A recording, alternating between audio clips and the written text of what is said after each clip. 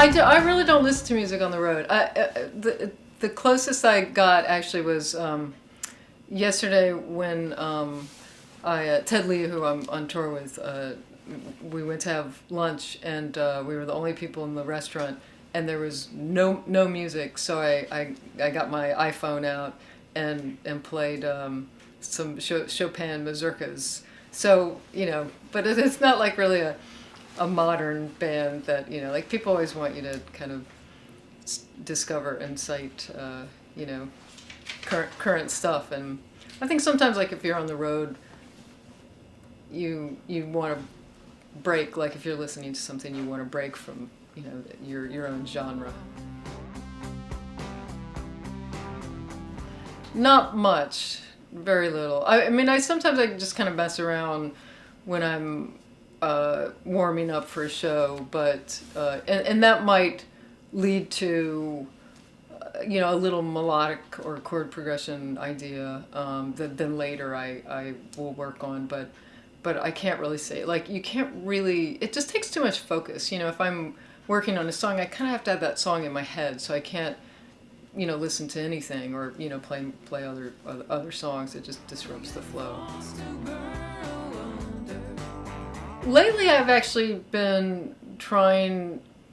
I've just been, just as an experiment, we'll sit down just every day, not necessarily at the same time, but make sure that I sit down every day to work on something, even if it's just for 15 minutes.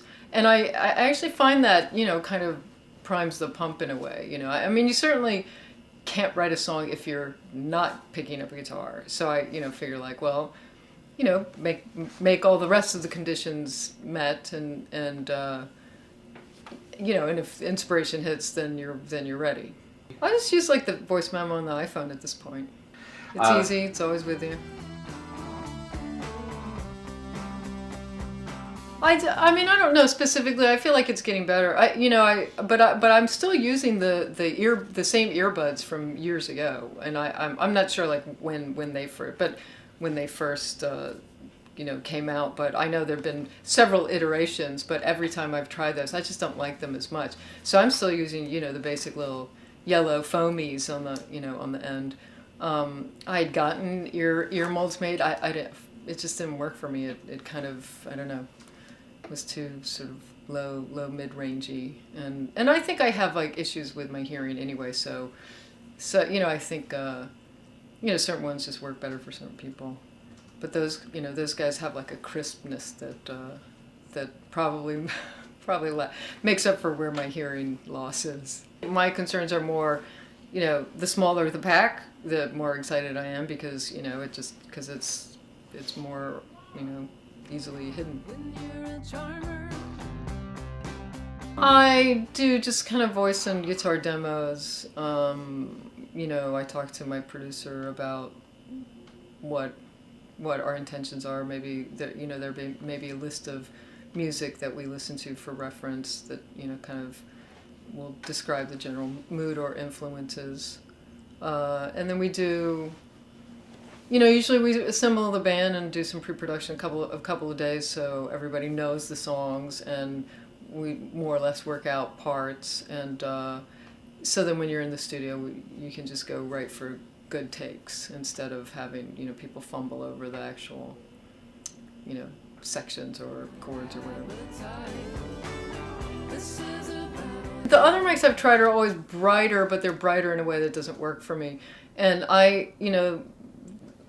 58 has like a proximity effect that's helpful because it gives me like a little more body, but it has a high end that's very satisfying, but that's not too high. So I think my voice has a tendency to sound very thin. So I think the 58 really kind of makes up for its thinness. Yeah, going on the road, like it's just funny the things you learn. You just really learn by making a lot of mistakes. I've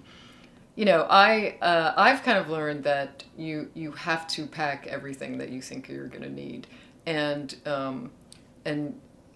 about 1/5 of the clothes that you think you're going to need. You're not going to wear them. You're going to wear the same thing every day, just leave the clothes at home, but take all the other stuff, because when you need a drugstore, you will not be able to find it. So take the bottle of Pepto-Bismol just in case, and that kind of thing. I always take a Swiss Army knife. I find that comes in